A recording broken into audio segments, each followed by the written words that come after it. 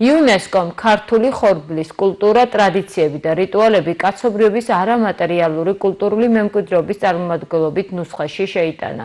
გარემოს დაცვისა და სოფლის მეურნეობის მინისტრის დაუც სონღულაშვილის განცხადებით, იუნესკოს გადაწყვეტილება კიდევ ერთი საერთაშორისო აღიარებაა საქართველოს მრავალსაუკუნოვანი ისტორიის, რომელიც გაჯერებულია ღირებული კულტურული მემკვიდრეობით.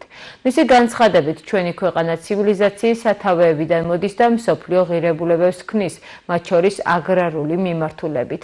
ეს სიახლე დღეს პარლამენტის თავმჯდომარემ შალვა პაპუაშვილმა პარლამენტის წევრებს ამცნო. დღეს დელიში, ინდოეთში ჩატარდა იუნესკოს სესია, სადაც იუნესკომ ქართული ხორბლის კულტურა, ტრადიციები და რიტუალები კაცობრიობის არამატერიალური კულტურული მემკვიდრეობის ნუსხაში შეიტანა. ეს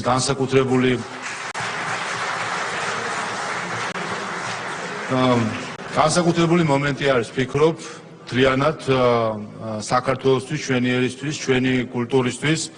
მეცნიერული გამოკვლევებითაც ვკითხება და ახლა უკვე იუნესკომაც დაადასტურა, რომ ველური ხორბლის გაკულტურების ერთ-ერთი უძველესი კერა არის საქართველო. ხორბლის კულტურის ისეთ სახეობები, რომლებიც ევოლუციურად ახლოს დგანან ხორბლის ველურ სახეობებთან, შემონახულია მხოლოდ საქართველოში. ასეთებია ზანდური, კოლხური ასლი, მახა.